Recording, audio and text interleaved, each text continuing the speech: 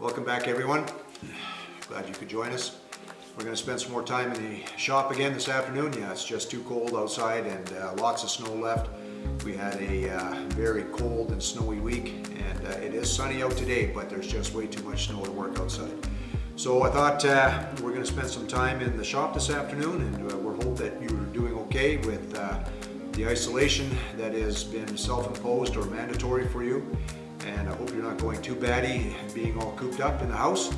And speaking of bats, that's going to be our next project. I thought that it would be interesting, nice afternoon project to make a bat house. We have bats in the area that take care of some of the summer bugs, and I thought a nice afternoon project would be to build a bat house to encourage a few more to stay. And yeah, we're glad that you could join us, and we hope that you enjoy this video, and let's get started.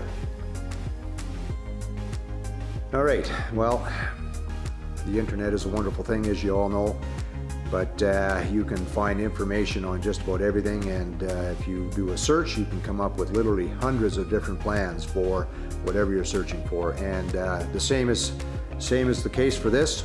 I searched for bat houses and came up with several that I thought would work, and took the best from one and discarded some of the things from another, and put it all together and came up with a set of measurements that I thought would work with the scraps that I've got. So I have a whole bunch of walnut shorts that I bought for another project years ago, and we have lots left over, and I found a piece that was just over 12.5 inches wide, which is the one on the bottom there.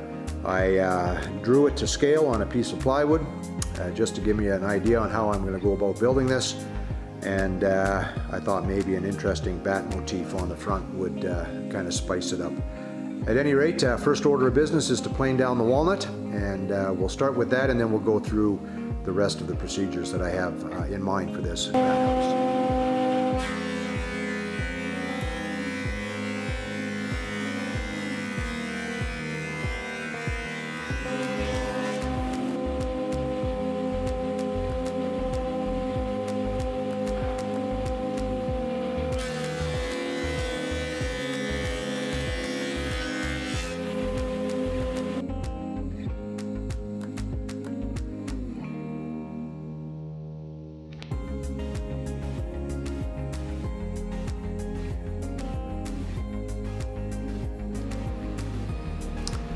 Well, the planing is done. So the board on the left is planed down to 1/2 inch, which will be the center divider. The long one here is planed down to 5/8, which will be the front and the back. And the smaller piece here on the far side here is planed down to 3/4, which is going to be the sides of the unit. And I have enough left over of the 5/8 to make the sloped roof. So the next step will be to ripping them to width, and then I'll go over the entire plan. All right, well, we've got our pieces cut. So the center divider is cut at 10 3/4 by 24. Obviously that's a long length. We're going to cut the bat motif somewhere. We have to figure out where that is. I've got the sides cut 3 inches and a 1/2 inch dado to fit this piece here. Running exactly down the center, and I've cut them to length from this point to the toe of the cut is 17 1/4, and we've got our back, our front, and our top, and I've cut a 30-degree bevel on the opposite side of the roof and the front side of the front, so that everything will tie in at 30 degrees. So the next step is we're going to cut the bat wing motif and figure out our final lengths. And then we have to run grooves so that the bats have a bit of a toe hold to catch on when they get in there.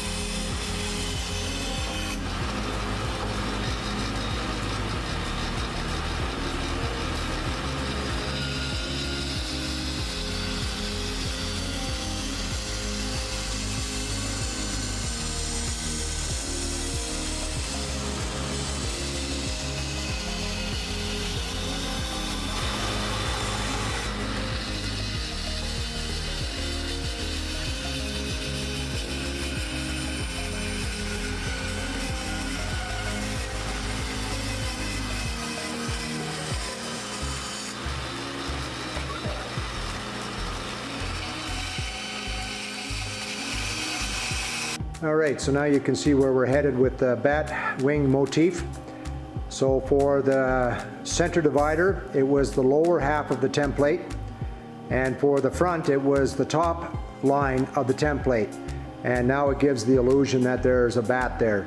So the next step is that we have to run grooves, horizontal grooves on the back, both sides of the center divider, and the inside of the front, so that the bats have a foothold when they land. All right, well, I've got the table saw set up to run the grooves for the foothold for the bats. And what I've done here is I've set the table saw up at here an 1/8 inch high, and the blade itself, the tooth is 1/8 inch wide, so that gives you an 1/8 by 1/8 groove.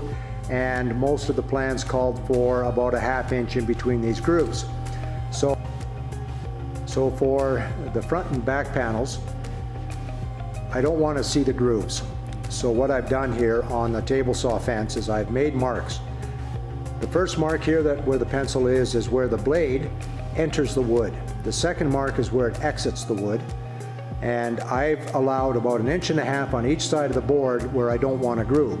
So from these points, I've made another mark at about 1.5 inches. It can be anything as long as you account for all your overhangs and where your wood is going to be seen, or the grooves are going to be seen or not seen. So the idea now is from this point, we bring our board in and we plunge cut it at this point. We push it through and then lift it out when the other edge of the board comes to the second mark. So we'll do that for the front and back boards. The center divider board just can be run right through.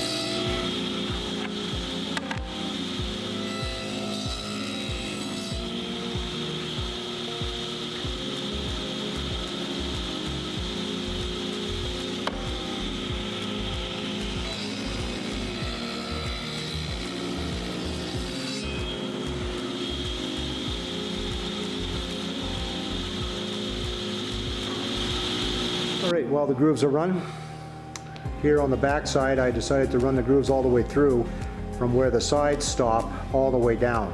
But from there up, it is a stopped dado or a stopped groove on either side, so you don't see it. So the center panel, the divider panel, is grooved on both sides, and I decided to stop it here so that when the front goes on, you won't see any grooves in the bat wing motif. And on, of course, the front, it's on the back side, that gets flipped over, you won't see that. But I think I'm going to be putting some larger holes in here so the bats can move from the back chamber to the front chamber. And we also have to run some vent holes on the front panel as well, so that'll be next.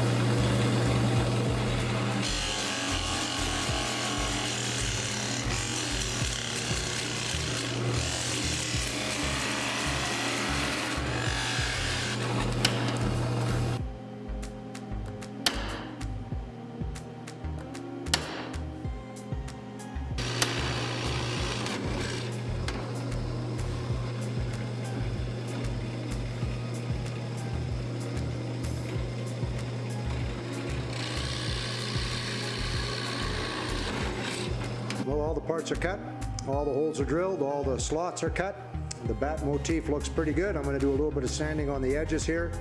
We're going to sand all the surfaces and get it ready for assembly. Get some glue out, some pins, some screws, and we'll put it together.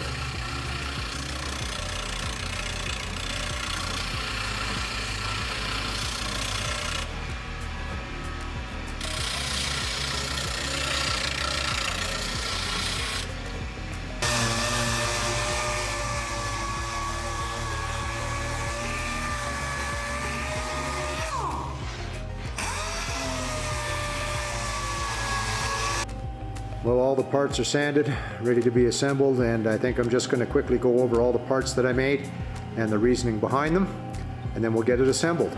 So starting with the back panel, the bottom 5 inches is kind of a landing pad for the bats. 1/8 grooves every 1/2 inch, and then a stopped groove to the top, and I'd left it a little bit lower to allow for the roof and a place to screw it up against the house or on a pole or tree, wherever I decide to put it, and a nice perimeter that doesn't have any grooves that they won't show on the outside. So that's the back panel.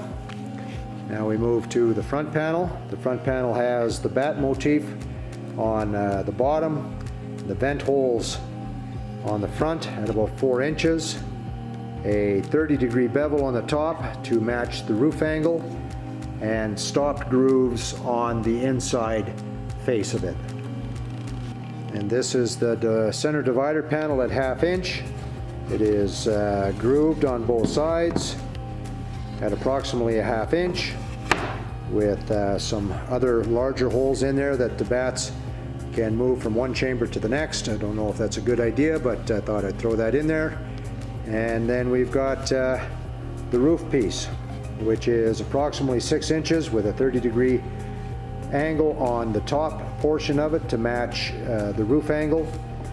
And then we have 2 side pieces with a dado down the center, 30-degree cut at the top, and this will fit on either side of the divider panel. So those are the parts, and let's start assembling it.